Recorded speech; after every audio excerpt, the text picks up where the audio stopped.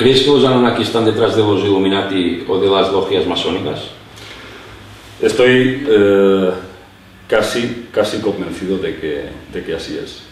De que estas mismas entidades, desde luego, están operando desde otras frecuencias y los humanos están siendo utilizados como testaferros colocados estratégicamente en posiciones de poder para seguir influyendo en el pueblo y manipulándolo a su incumbencia.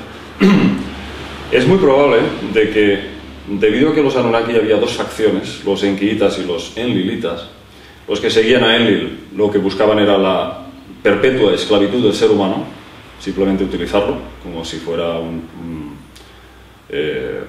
papel para limpiar y utilizarlo para sus planes.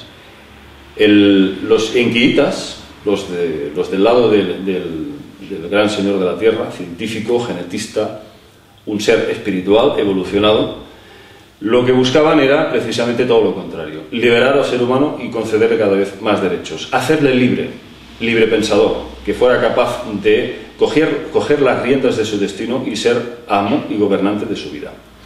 Entonces, aquí encontramos con dioses demoníacos, como Baal, por ejemplo, que sería la personificación de Enlil.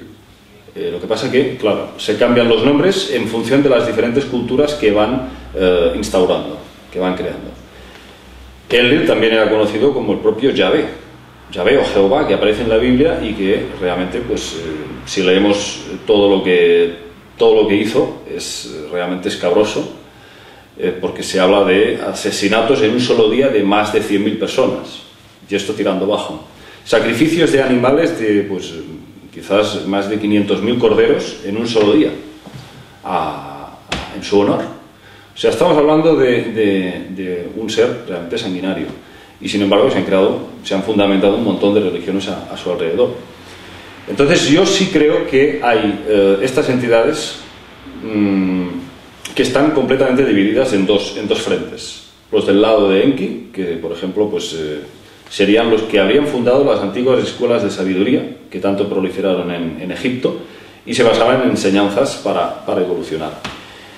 También está el dios Quetzalcóatl, que aún hoy pues, estas culturas de Mesoamérica lo están esperando, porque prometió regresar. Este dios abolió los sacrificios humanos, era un ser benévolo, espiritual. Es decir, constantemente nos encontramos con estos dos polos, el bien y el mal.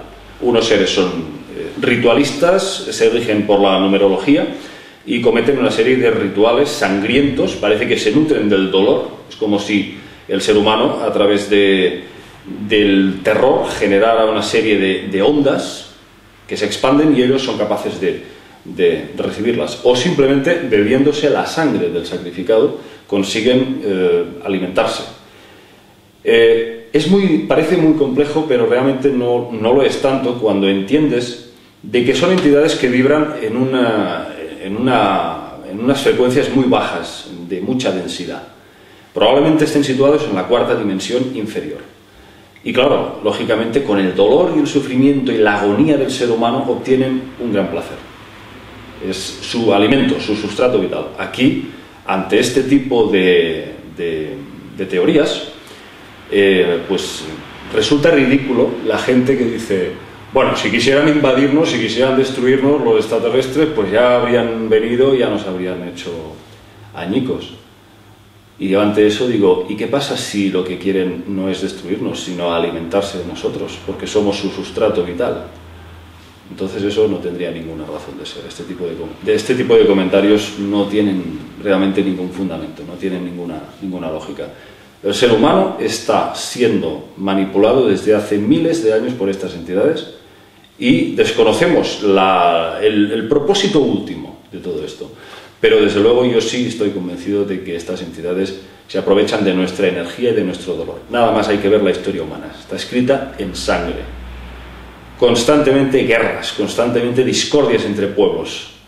Constantemente se han implantado diferentes nacionalismos, países, lenguajes para dividirnos, para tenernos peleándonos unos con otros constantemente. Nunca ha habido un momento en la historia en que todas las naciones, todos los pueblos de la Tierra se hayan podido dar la mano. Es un bamboleo constante de sangre en el río, constante. Yo creo que hay alguien muy interesado en que esto siga así y el dolor no cese. Para mí está clarísimo que el ser humano no puede ser tan imbécil como para seguir cometiendo estos actos atroces sin parar. Ha sido una constante sin parar y parece que va para largo, a no ser que ocurra algún tipo de acontecimiento a nivel cósmico que rompa completamente todo este ciclo dantesco de dolor y de sufrimiento. Ya digo, desde luego no creo que el ser humano sea, digamos, el que está más arriba de la cadena alimenticia. Hay otros más que se están también alimentando de nosotros y se lo están pasando en grande. Para terminar, David, después de esta invitación que haces a la unidad de todos los habitantes del planeta y dejando un poquito al lado lo que es directamente del libro, lo que extraigo yo como un nuevo conocimiento que aporta es que rompe con todo lo que se conoce hasta ahora o la interpretación que se ha hecho de la historia de la evolución del ser humano, incluso las religiones, todo lo que se ha contado hasta ahora, todo lo que la información que tiene la gente del ser humano. Es un libro totalmente rompedor, además creo que está basado científicamente. Quien lea este libro o quien conozca el significado de este libro es una apertura mental y otra teoría que abre otra dimensión en cuanto al concepto de nosotros mismos.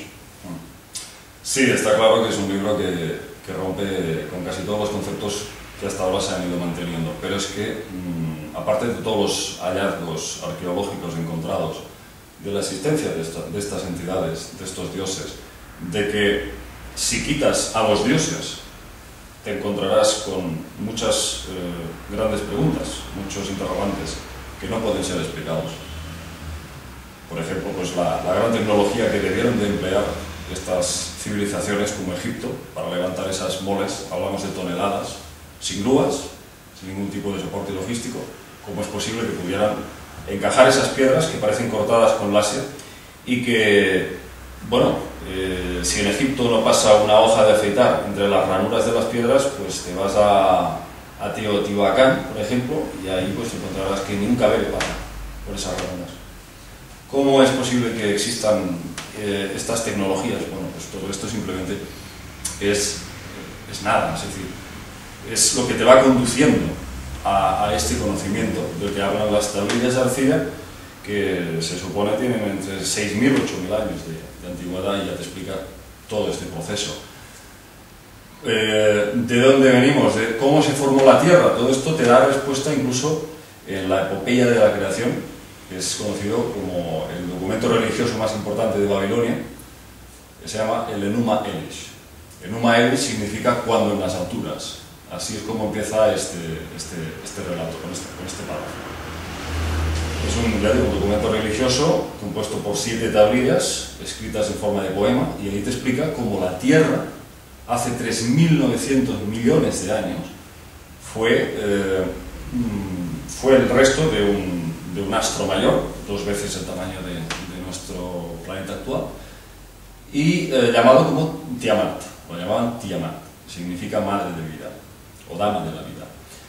Al parecer, y esto nos lo hemos contado durante la entrevista, los Anunnaki proceden de un planeta llamado Nibiru, que hace un paso dentro de nuestro sistema solar cada 3.600 años.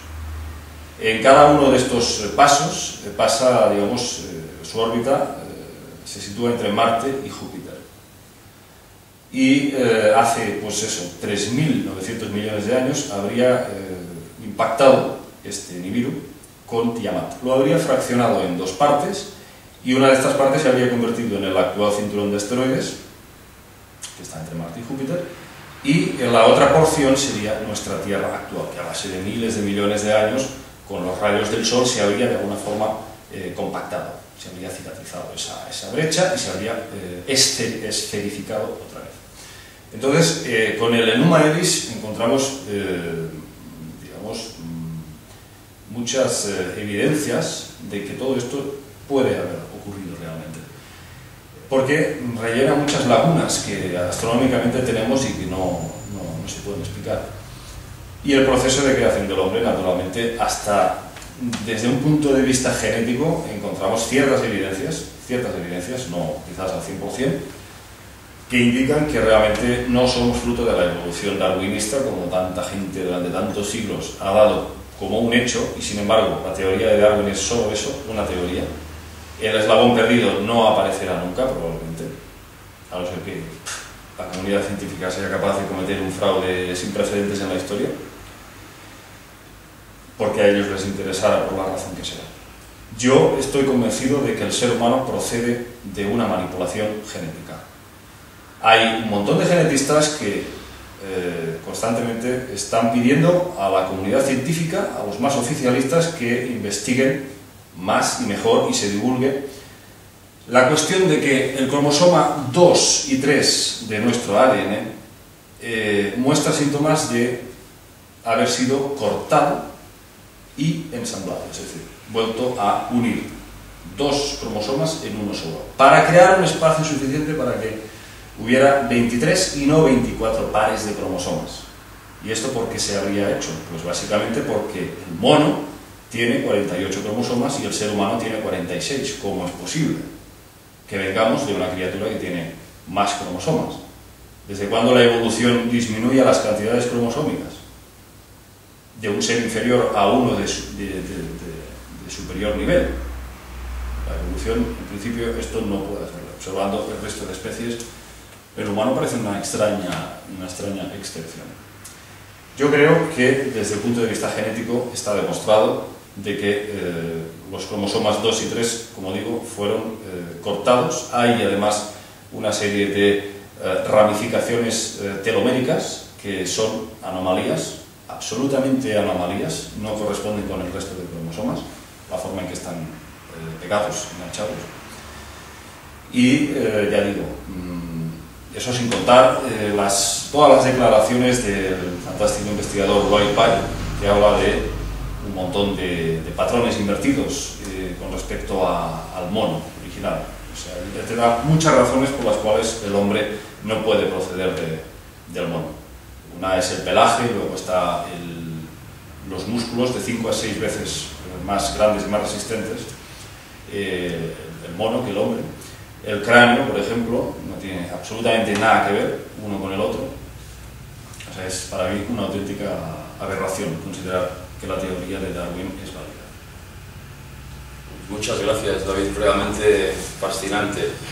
Y te agradezco que hayas compartido este rato con nosotros y te agradezco que tus conocimientos que cambian la visión de la humanidad lo hayas compartido mediante este magnífico libro.